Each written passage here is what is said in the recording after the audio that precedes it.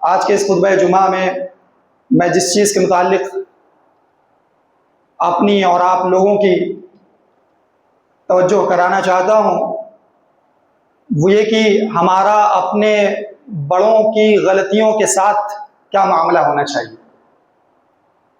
ہمارے جب اپنے بڑے غلطیوں کا ارتکاب کر بیٹھیں، کسی جرم کے مرتکب ہو جائیں، کسی گناہ میں نظر آئیں، تو شریعت اس مسئلے میں ہماری کیا رہنمائی کرتی ہے؟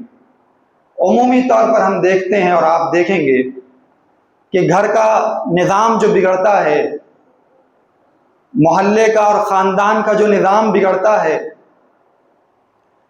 یا ملک کا جو نظام بگڑتا ہے، اس میں سب سے بڑا دخل اسی مسئلے کو نہ سمجھنے کی وجہ سے ہوتا ہے۔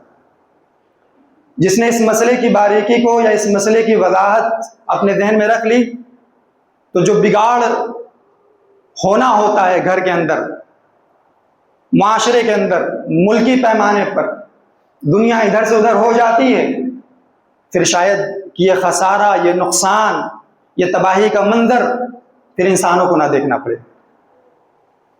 لیکن چونکہ ایسا نہیں ہو پاتا، اور وجہ یہ ہے کہ انسان کی نگاہیں تو دوسروں کی غلطیاں دیکھتی ہیں، لیکن اپنے گریبان کے اندر موجود جرم کا خزانہ، گناہوں کی گٹھریاں اس کو نظر نہیں آتی، اور اسی کی وجہ سے وہ زبانیں کھولتا ہے،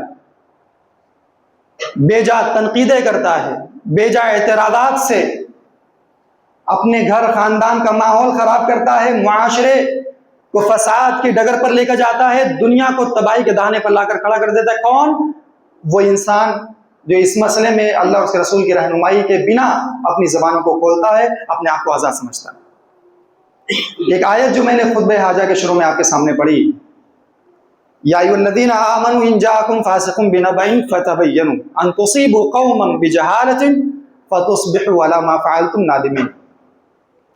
اللہ تعالیٰ نے یہ بات پہلے سے بتا رکھی ہے کہ آدم ہوں کہ آدم کی اولاد ہوں، حوا ہوں کہ حوا کی بیٹیاں ہوں، غلطی تو سب کریں گے، غلطیاں سب کریں گے، غلطیوں سے کوئی ذات پاک ہے نہیں۔ حتیٰ کہ انبیاء کرام علیہم السلام سے بھی غلطیوں کا صدور رب ذوالجلال نے کروایا، تاکہ یہ پیغام انسانوں کو مل جائے کہ اگر کسی نقص سے، کسی عیب سے کوئی ذات پاک ہے تو وہ رب ذوالجلال کی ذات پاک ہے۔ اسی لیے آپ اور ہم دیکھتے ہیں قرآن کی جو شروعات کی گئی ہے وہ الحمدللہ رب العالمین سے کی گئی۔ الحمد کا معنی جانتے ہیں؟ آپ کو شاید نہیں معلوم۔ الحمد کا معنی یہ ہوتا ہے کوئی بھی جو تعریف کی چیز ہو سکتی ہے، بن سکتی ہے، وہ رب ذوالجلال کے لیے لائق و سزاوار ہے۔ ہر طرح کی تعریف صرف رب ذوالجلال کے لیے، وہ تعریف جو رب ذوالجلال کے لیے لائق و سزاوار ہے، زیبا ہے، وہ تعریف کسی اور کے لیے نہیں بن سکتی۔ اس تعریف کے الفاظ کسی اور کے لیے بیان نہیں کیے جا سکتے۔ ایک آدمی مسلمان ہے، عالم کہتا ہے اپنے آپ کو، عالم تو ہے نہیں، ہوتے نہیں ہیں، بس ممبر و محراب کی زینت بن جاتے ہیں۔ وہ کہتا ہے، سورہ کہف کی آخری آیت ہے، اللہ تعالیٰ کہتا ہے آخری آیتوں میں کہ اگر سمندر کو سیاہی میں تبدیل کر دیا جائے، درختوں کو قلم بنا دیا جائے، پھر بھی رب ذوالجلال کے کلمات، رب ذوالجلال کی تعریف نہیں بیان کی جا سکتی۔ یہ اس کا معنی ہے، آیت کا یہ معنی ہے۔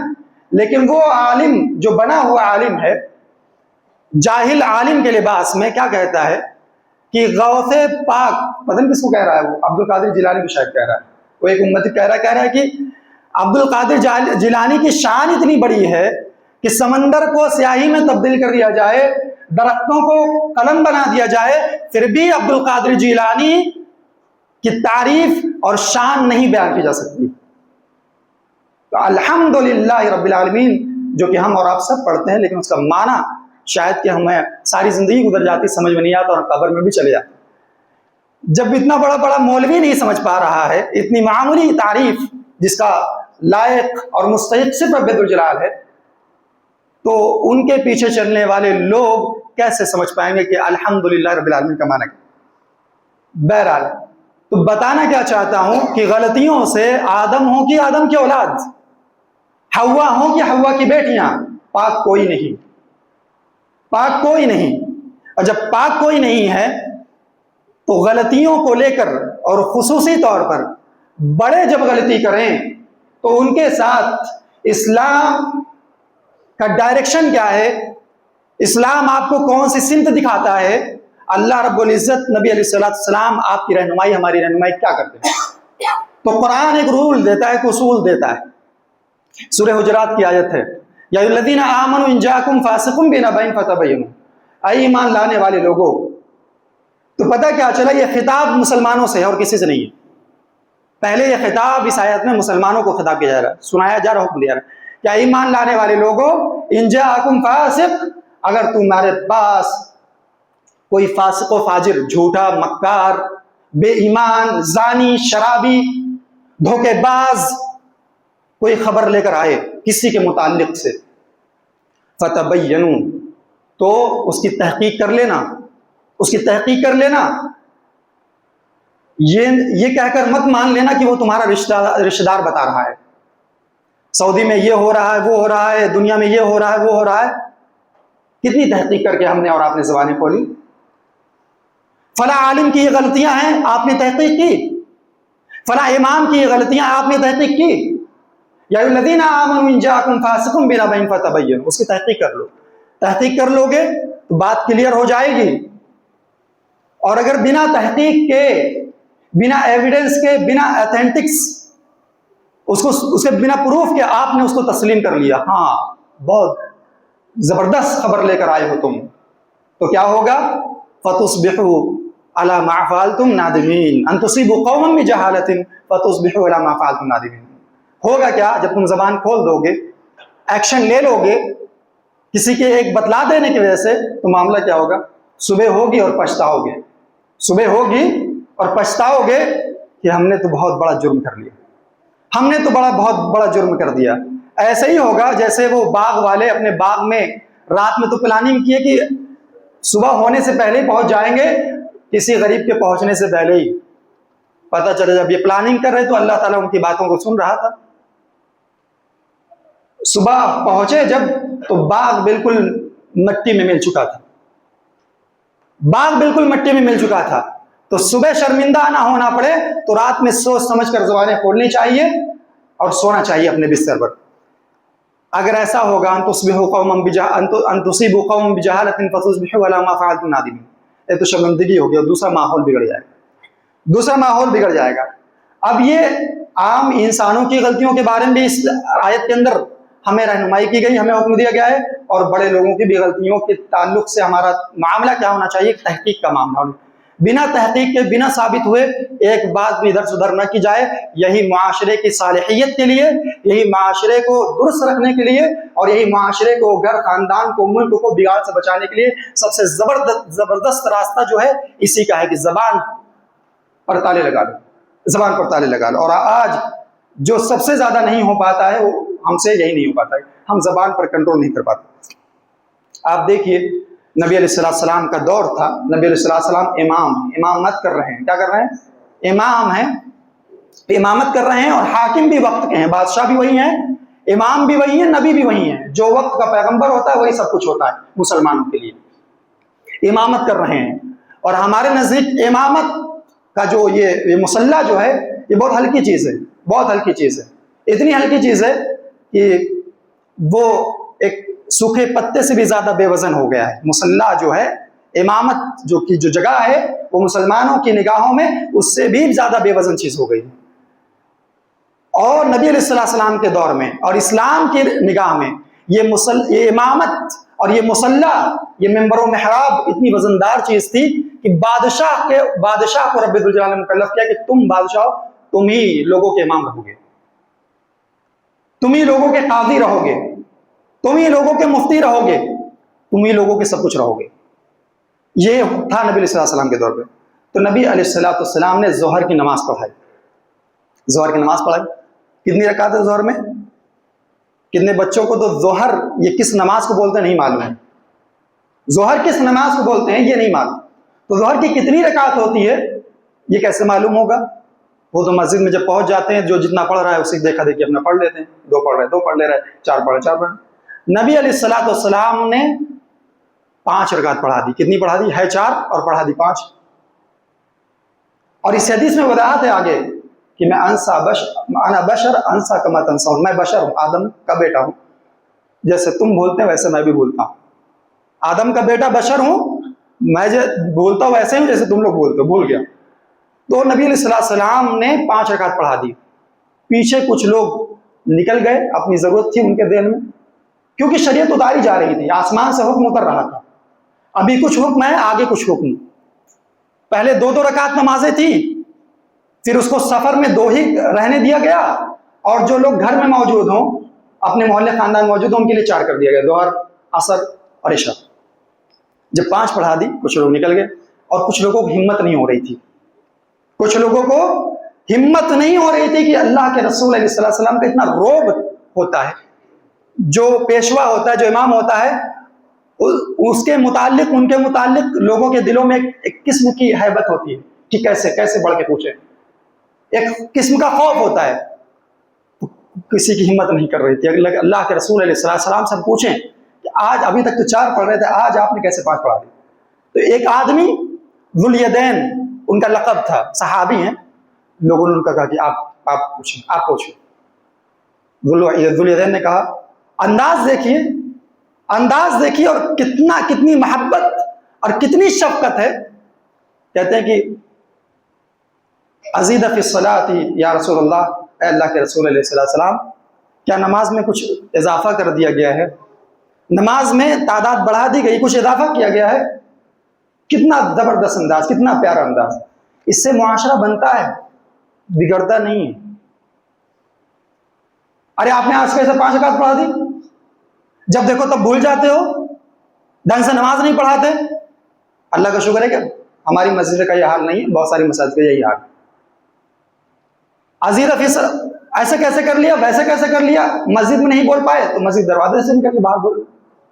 اب وہ 24 گھنٹے کے جو محو گفتگو اور مرکز گفتگو ہے، وہی امام کی وہ غلطی، وہی وہ عالم کی زبان سے نکلا ہوا لفظ، اب وہ میڈیا ٹرائل چلتا ہے سالوں سال، جب تک کہ وہ بالکل قبر کے نیچے نہ دفن ہو جائے اور اس کی عزت، شرافت، سرداری سب کچھ نیچے نہ چلی جائے، تب تک کہ لوگوں کے دلوں کو، کلیجوں کو ٹھنڈک نہیں ملے گی. عزیز فی الصلاۃ کہا، کیا اللہ کے رسول کچھ زیادہ کر دیا ہے؟ نبی صلی اللہ علیہ وسلم کیا کہا؟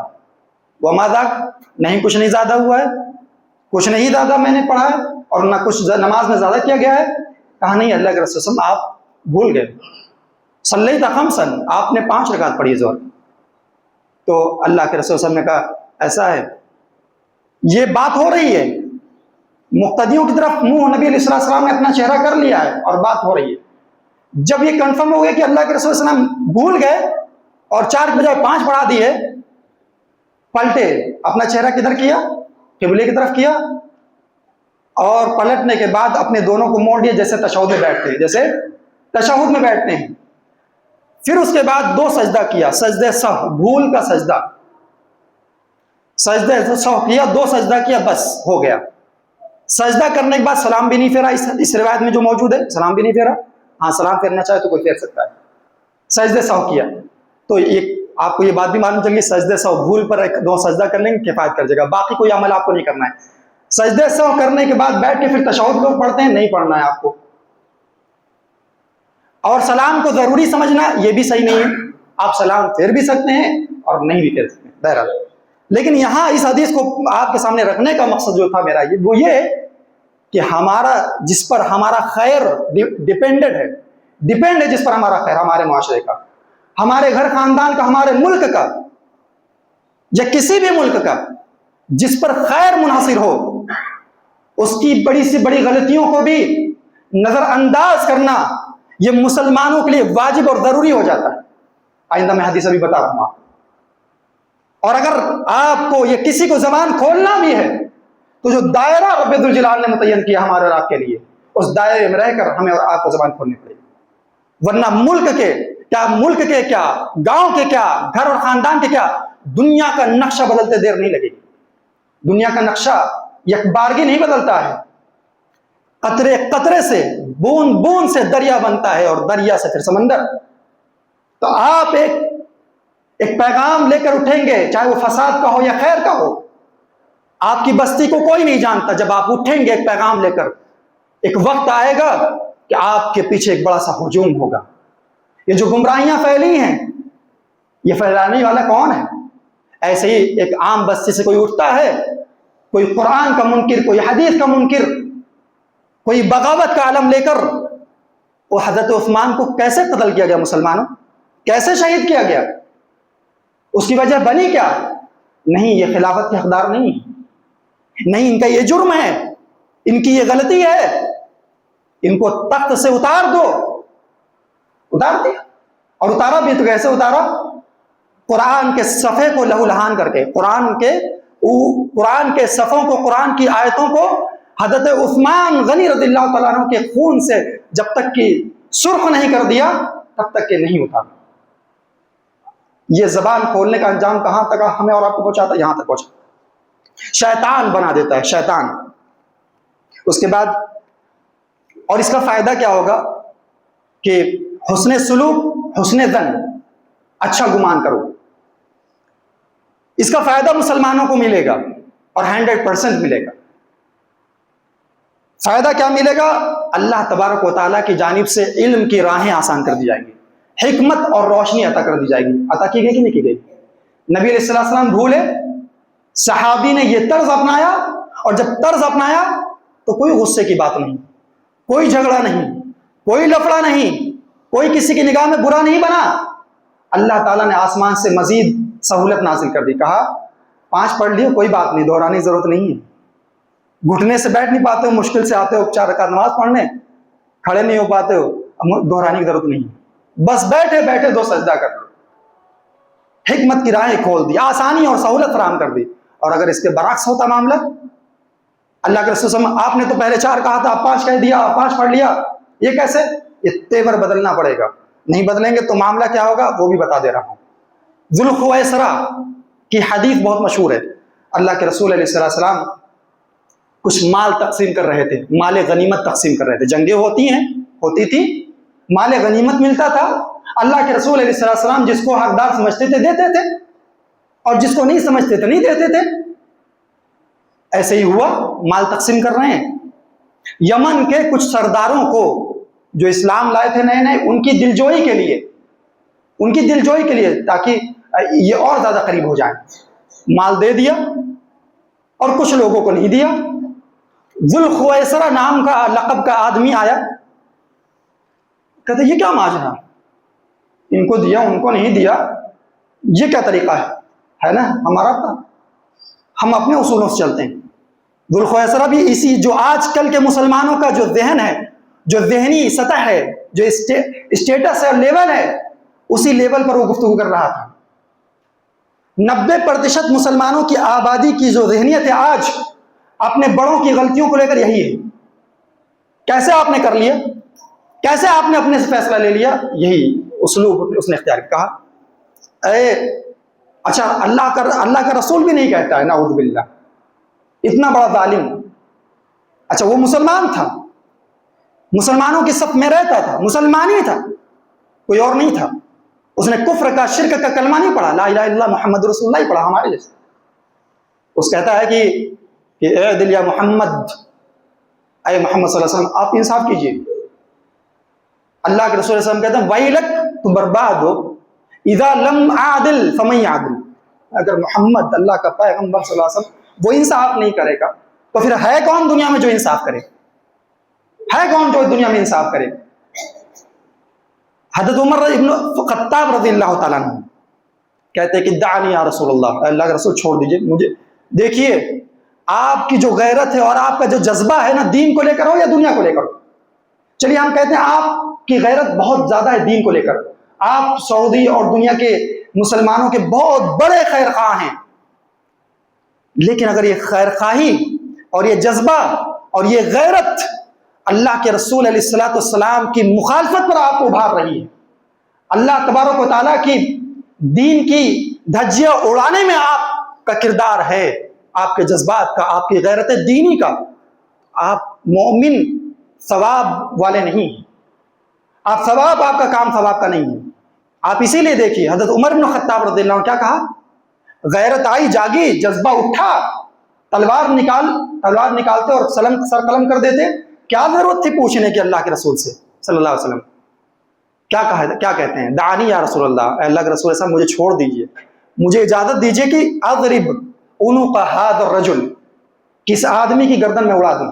آپ سمجھ سکتے ہیں، آپ اندازہ لگا سکتے ہیں آپ کو اور مجھے کتنا غصہ آتا ہے. کوئی غصہ نہیں ہم لوگوں کو. دین برباد ہوتا ہے تو برباد ہو، کوئی غصہ نہیں ہے. بیٹیاں بھاگتی ہیں تو بھاگیں، کوئی غصہ نہیں ہے. یہ کالج اور یونیورسٹی والے ہمارے عورتوں کی حیا کو تار تار کر دیں. ابھی یہاں بغل میں رات فنکشن ہوا، ان بچیوں کو حیا آتی ہے، مر جاتی ہیں، مسجدوں میں آنے سے ان کی جانیں نکل جاتی ہیں، اور ان کے بھائی بہن ماں باپ بے غیرتی کا جنازہ نکالتے ہیں، راتوں رات فنکشن میں جاتی ہیں. اور کون سے فنکشن میں؟ ڈی جے، سرتال، بے حیائی اور دنیا کی جو فحاشی ہو سکتی ہے وہ ہوتی ہے اسکول کے فنکشن ہال میں. آپ ہیں کہاں؟ میں کل 10 بجے رات میں جا رہا تھا. شہر بنایا ہو شہر، لندن بنایا ہو لندن، سعودی چھوڑیے، سعودی تو آپ کے لیے تو ہے ہی جو ہے. لندن، دبئی فیل ہے، بامبے فیل ہے سب. تو یہ حالت ہے. تو ذوالخویسرا آپ کو اور ہمیں اپنے جذبات کو بھی کنٹرول میں رکھنا پڑے گا. نہیں کنٹرول میں رکھیں گے، اگر حضرت عمر بن خطاب اجازت نہ مانگتے اور سر تن سے جدا کر دیتے تو فساد ہوتا. آپ اور ہم اندازہ نہیں لگا سکتے. اللہ کے رسول نے کیا کہا؟ آپ دیکھیے اللہ کے رسول کا موقف دیکھیے. کیا کہتے ہیں کہ چھوڑو جانے دو. کیا کرو؟ چھوڑو جانے دو. فقال دعہو. اور اسی لیے ہم اور آپ دیکھتے ہیں بڑے بڑے لوگوں کو گھسیٹا جاتا ہے. دنیا نے چاہا کہ سعودی کے حکمرانوں کو، سعودی کے عوام کو جنگ کی آگ کی لپیٹ میں ڈھکیل دیا جائے، تباہ و برباد کر دیا جائے، لیکن وہ اس کا صبر اور تحمل تھا. آپ اللہ کے رسول صلی اللہ علیہ وسلم کو کیا کہیں گے؟ مدینہ کے بادشاہ تھے نا، کیا کہیں گے آپ؟ ایک آدمی سرے ہجوم یہ کہہ رہا ہے کہ اے محمد انصاف کیجئے. آپ اس جملے کو معمولی سمجھتے ہیں؟ جن کی بے حرمتی پر عرش ہل جائے، آسمان میں لرزہ پیدا ہو جائے، قرآن کے اندر آیتیں اتار دی جائیں کہ اللہ اس کا رسول ہی ملا تھا تم کو مذاق کرنے کے لیے. اللہ کے رسول کہتے چھوڑ دو اس کو، جانے دو، چھوڑ دو. ہر ساری قوت، بادشاہ، سب کچھ موجود، لیکن کہا چھوڑ دو. اور چھوڑنے کی وجہ کیا تھی؟ ہمیں نہیں معلوم. وجہ کیا ہے؟ اللہ کے رسول نہیں بتایا. اب بتاتے کیا ہے آخری میں؟ کہتے ہیں فَإِنَّ لَهُ أَصْحَابًا. اس کو چھوڑ دو کیونکہ اس کے بہت سارے ساتھی ہیں اور ہوں گے. يَحْقِرُ أَحَدُكُمْ صَلَاتَهُ مَعَ صَلَاتِهِمْ. تم اپنی نمازوں کو ان کی نماز کے سامنے حقیر سمجھو گے. وَصِيَامَهُ مَعَ صِيَامِهِمْ. اور تم اپنے روزے کو ان کے روزے کے سامنے حقیر سمجھو گے. يَقْرَؤُونَ الْقُرْآنَ لَا يُجَاوِزُ تَرَاقِيَهُمْ. ان کو قرآن پڑھتا ہوا بھی پاؤ گے لیکن وہ قرآن ان کے حلق سے نیچے نہیں اترے گا. يَمْرُقُونَ مِنَ الدِّينِ كَمَا يَمْرُقُ السَّهْمُ مِنَ الرَّمِيَّةِ. یہ لوگ جو نماز اتنی بہتر پڑھتے ہیں، جو روزہ اتنا اچھا رکھتے ہیں، جو قرآن اتنا بہترین ان کا تعلق ہے قرآن سے، دین سے ایسے نکل جائیں گے جیسے تیر کمان سے نکل جاتا ہے. ایسے نکل جائیں گے. یہ وہ لوگ ہیں جن کی شروعات کہاں سے ہوئی تھی، اور ان کے بارے میں اللہ کے رسول صلی اللہ علیہ وسلم نے ایک اور حدیث میں کہا، بہت ساری حدیثیں ہیں، ایک حدیث میں کہا ہم کلاب اہل النار. یہ کون لوگ ہیں؟ یہ جہنم کے کتے ہیں. کیا کہا؟ یہ جو زبان کھولنے والے لوگ ہیں، جذبات کو غلط ناحیوں میں استعمال کرنے والے لوگ ہیں دین کے نام پر، یہ کلاب اہل النار ہیں. یہ کلاب اہل النار. ان کی شروعات کہاں سے ہوتی ہے؟ بڑے بڑے لوگوں کے معاملے میں کچھ نہیں معلوم پھر بھی زبان کھولنا ہے، حق نہیں ہے بولنے کا پھر بھی بولنا ہے. اس کا نقصان کیا ہوگا؟ دین سے انسان نکل جائے گا، دین سے نکل جائے گا، سرکشی پر آمادہ ہو جائے گا. اس کے بعد یہ جو 2 نصیحتیں میں نے کی ہیں، یہ نصیحت بالخصوص حکام کو لے کر ہے. مسلمانوں کے جو بڑے ہیں، حاکم ہیں، بادشاہ ہیں، ان کو لے کر کے.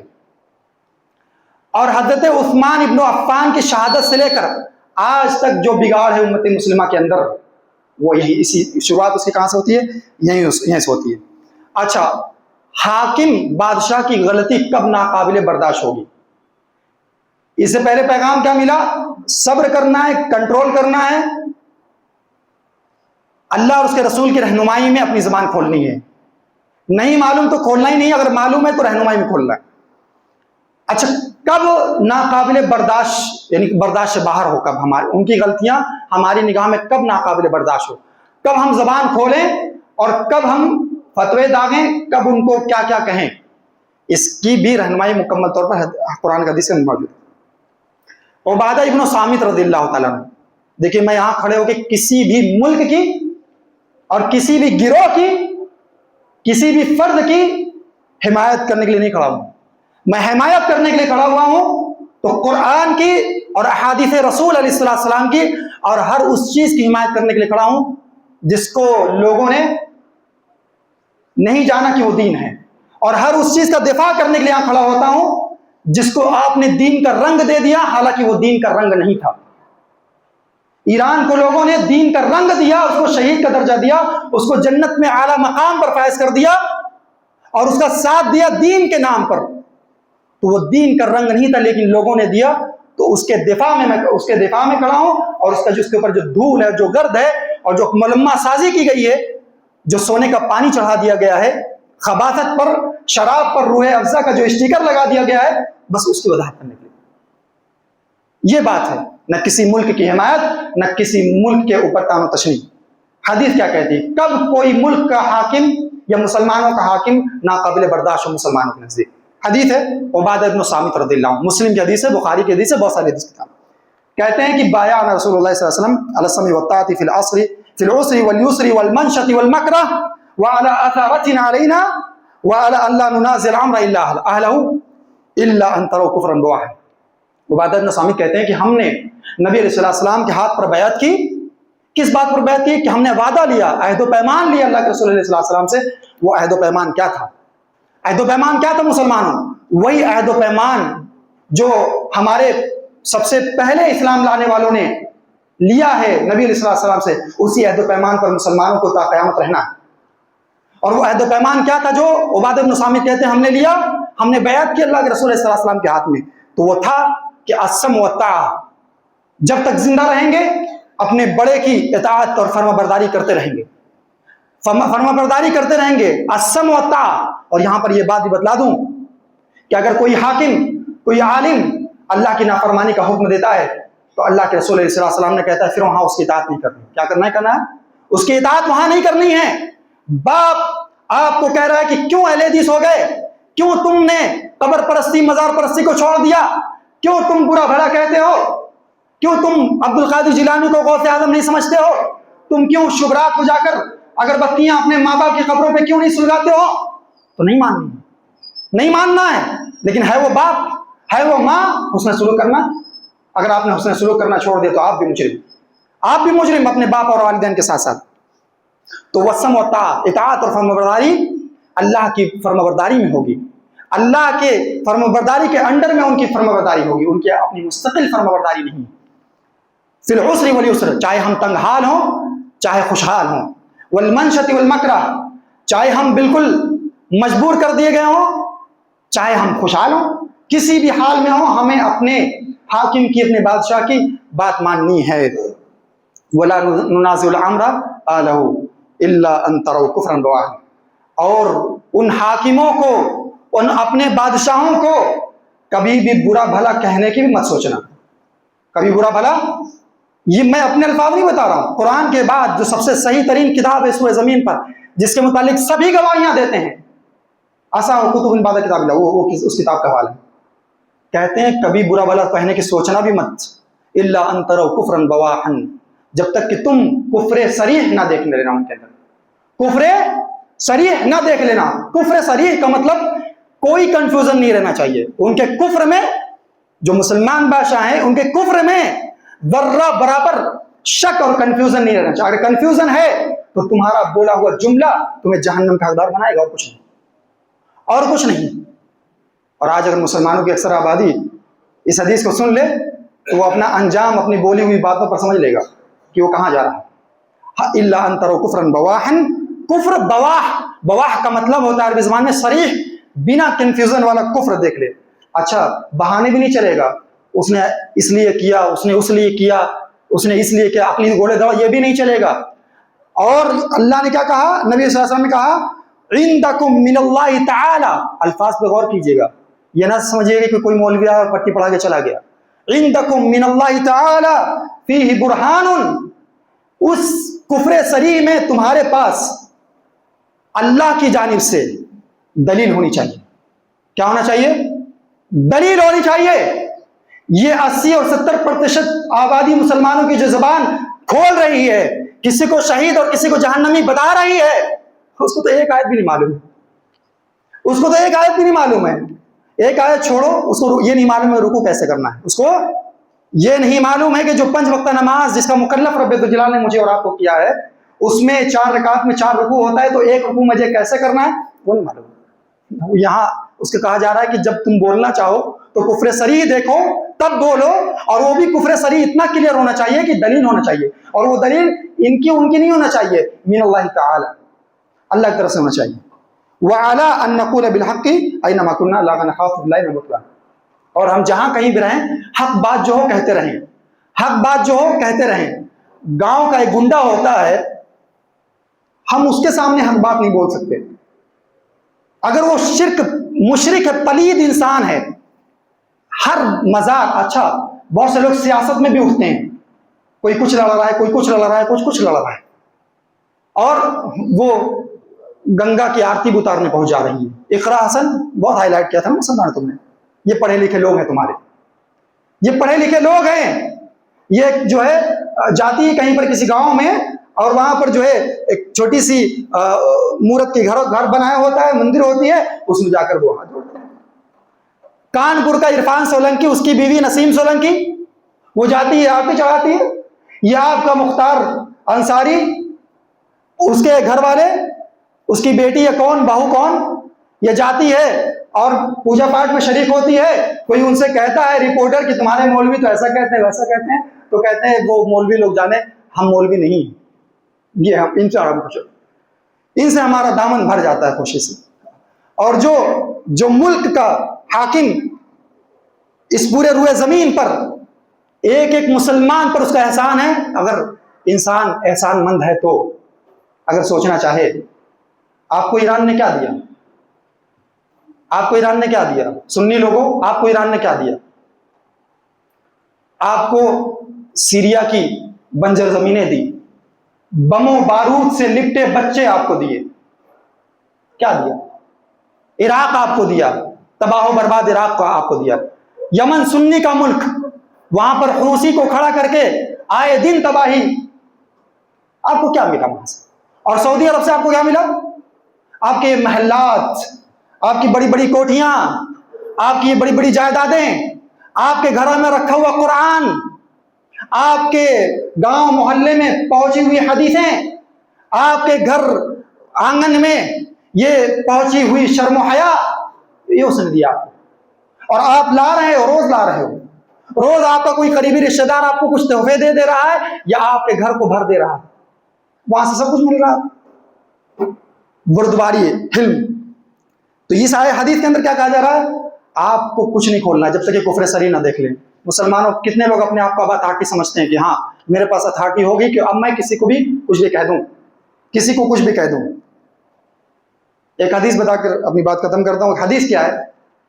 یہ جو فتنے کا دور ہے، ٹرائل کا دور ہے، زبان درازی کا دور ہے، اور وہ دور ہے کہ اللہ کے رسول صلی اللہ علیہ وسلم نے کہا کہ ایک دور ایسا آئے گا کہ فتنے رات کے اندھیروں کے مانند بالکل سیاہ ہو جائے گا، اور بارش کے قطروں کے مانند گھروں کے اندر ٹپک رہا ہوگا فتنہ. یصبح الرجل مؤمنا ویمسی کافرا ویمسی مؤمنا ویصبح کافرا. شام میں تو مومن ہوگا، مسلم ہوگا، لیکن صبح جب سو کر اٹھے گا تو کفر کی حالت میں اٹھے گا، مشرک ہو کر اٹھے گا. یہ حدیث ہے. یہ شام میں، صبح اگر مومن تو شام میں کفر کی حالت میں گزارے گا. اس دور میں کیا نجات کا ذریعہ ہوگا، کیا نجات کا راستہ ہوگا، بتا دیا گیا. اور نجات کا راستہ کیا ہے؟ اللہ کے رسول صلی اللہ علیہ وسلم نے کہا کہ میرے بعد زمانے میں بہت سارے بادشاہ آئیں گے. اچھا، یہ مسلمانوں کے بادشاہ کے تعلق سے بات ہو رہی ہے. بادشاہ آئیں گے، امرا یؤخرون الصلاۃ عن وقتها، بادشاہ آئیں گے نماز کو لیٹ پڑھنے کا حکم دیں گے. کیا کریں گے؟ یہاں پر رک کر ایک بات کرنا چاہتا ہوں، دل سے کرنا چاہتا ہوں.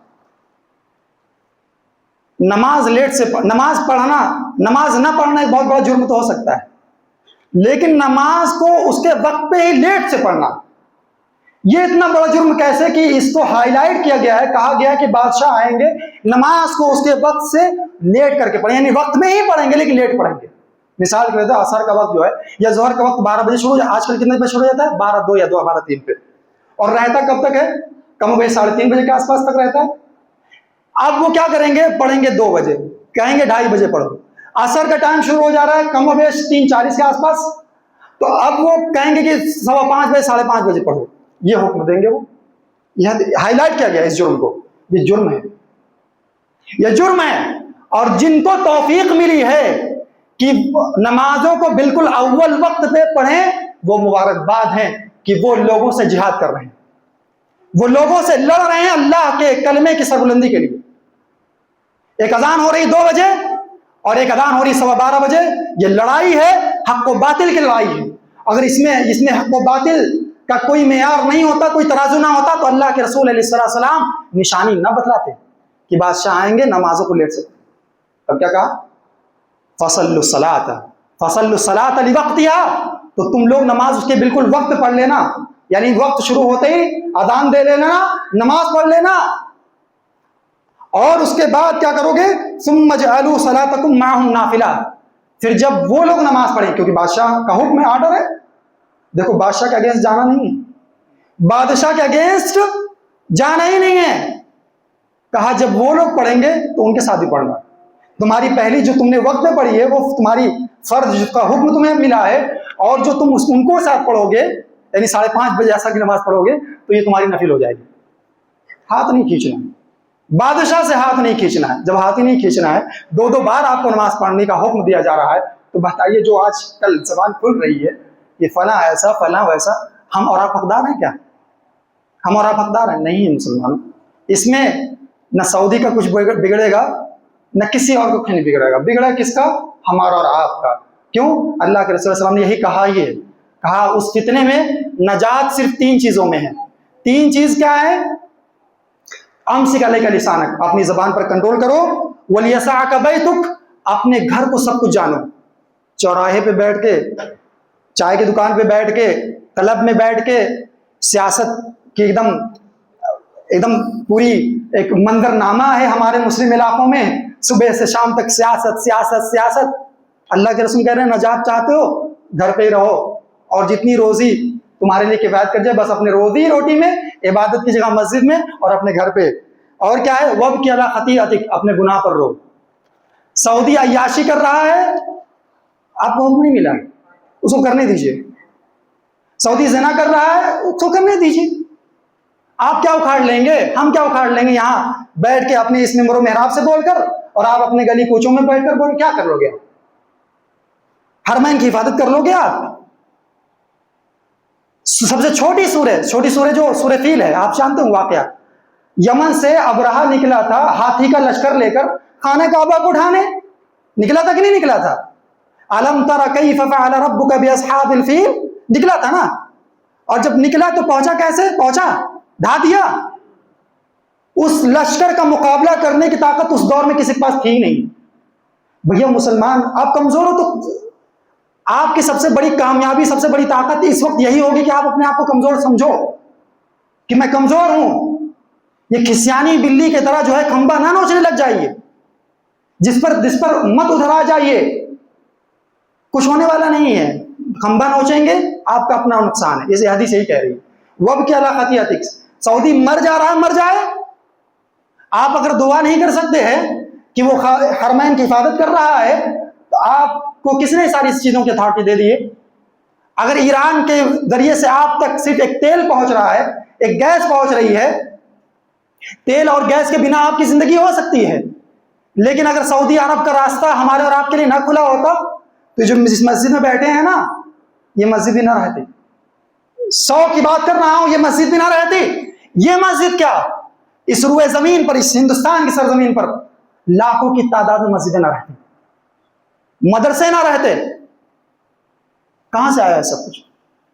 اس نے راستہ کھولا، آپ کی خیر خواہی کی، آپ پر ظلم کیا، اور آپ نے کہا کہ ہم اللہ کے وہاں اللہ سے کہیں گے، آپ شکایت کریں گے اللہ سے، آخرت میں تم کو دیکھ لیں گے، تم کفیل ہو، تو اس کا کیا مطلب؟ تو کیا کہتا ہے؟ مالیشیا آخری معاف کر دے، جو لینا دینا ہی کر لے، آخرت میں مت لے جا مقدمہ کو۔ وہاں کی عوام کے ڈر اور خوف کا آخرت کو لے کر اتنا عالم ہے، کس عالم میں جی رہے؟ اس نے تو سب کچھ ہمیں اور آپ کو دیا، پھر بھی ہماری حالت ہے کسیانی بلی کھمبا نوچے، ہم کہہ رہے وہ سب مر جائے، ہمیں حکم کیا ہے؟ ہم اپنی زندگی کی فکر کریں، ہماری زندگی کی فکر ہے یار 5 وقتہ نماز کے لیے آپ کو کہا جا رہا ہے 5 وقتہ نماز جا کے پڑھو، شراب مت پیو، زنا مت کرو، گھر میں بیوی بچوں کے حقوق ادا کرو، والدین کے حقوق ادا کرو، روزی روٹی حلال کی جا کے کما کے چلے آؤ شام میں گھر پہ، اتنا ہی تو حکم ہے ہمیں اور آپ کو۔ حرام سے بچو، حلال پر اکتفا کرو، اتنے کا حکم دیا گیا ہے۔ قبر میں نہ سعودی سے متعلق پوچھا جائے گا، لیکن اگر آپ کو یہ بات بتا دوں، سعودی کے متعلق تو نہیں پوچھا جائے گا آپ سے، لیکن ایران کے اس خامنائی کو شہید کہنے کی وجہ سے ضرور پوچھا جائے گا آپ سے، شہید کہنے کی وجہ سے ضرور پوچھا جائے گا۔ ایک حدیث نبی علیہ السلام کے سامنے ایک صحابی جو جنگ میں لڑ رہے تھے، صحابہ نے کہا کہ یہ شہید ہے، اللہ کے رسول نے کیوں، اللہ کے رسول صلی اللہ علیہ وسلم نے کہا تم نے کیوں اس کو شہید کہا؟ یہ شہید نہیں ہے، جہنمی ہے۔ کیا کہا اللہ کے رسول صلی اللہ علیہ وسلم نے؟ یہ شہید و نہیں ہے، شہید کا مطلب جنتی کہنا ہوتا ہے، کہا شہید و نہیں ہے، جہنمی ہے۔ صحابی نے کہا یار یہ کیا بات ہوئی، ہم سے زیادہ بہادری سے لڑ رہا ہے، ہم سے زیادہ سب کچھ کر رہا ہے، آگے آگے ہے۔ کہا پیچھا ضرور کروں گا، اللہ کے رسول کی بات جھوٹی نہیں سے پیچھا کیا، کیا کیا؟ زخم لگے تھے جنگ میں، تلوار گاڑی، خودکشی کر لیا، کہاں پہنچا؟ شہادت، پہنچا جہنم میں۔ وہ جو مر رہے ہیں، وہ جو ایران جو میں ہو رہا ہے اور وہ جو کر رہا ہے، اس کا لیڈر اور جو سب ہوا سب معاملہ، اور وہ شہید، مسلمانوں کسی کو شہید کہنا یہ آپ کے دین کی چیز ہے، آپ کسی کو شہید نہیں کہہ سکتے۔ جب صحابہ کرام کے سامنے ایک شہید کہے جانے والے شخص کو اللہ کے رسول نے کہا نہیں وہ جہنمی ہے، تو وہ جو ہے ہی جہنمی، خامنائی ہے ہی جہنمی، اس کے ماننے والے ہیں ہی جہنمی۔ کیوں؟ وہ کہتا ہے کہ جو قرآن تمہارے پاس ہے وہ قرآن ہمارا نہیں ہے، ہم نہیں مانتے۔ وہ کہتا ہے جو نبی تمہارا وہ نبی ہمارا ہی نہیں ہے۔ وہ کہتا ہے علی خدا ہیں، علی نبی ہیں، علی سب کچھ ہیں۔ وہ کہتا ہے جن صحابہ کو تم نے صحابہ جانا ہوا ہے وہ ابو بکر عمر یہ سب کیا ہے؟ یہ مکار ہے، نعوذ باللہ، کفار ہیں، مشرکین، یہ سب کہتا ہے۔ وہ کہتا مانتے نہیں، اور جو کہتا ہم تم مانتے ہی نہیں ہے اس کو کہتا تم شہید کر رہے ہو، اور کہہ رہے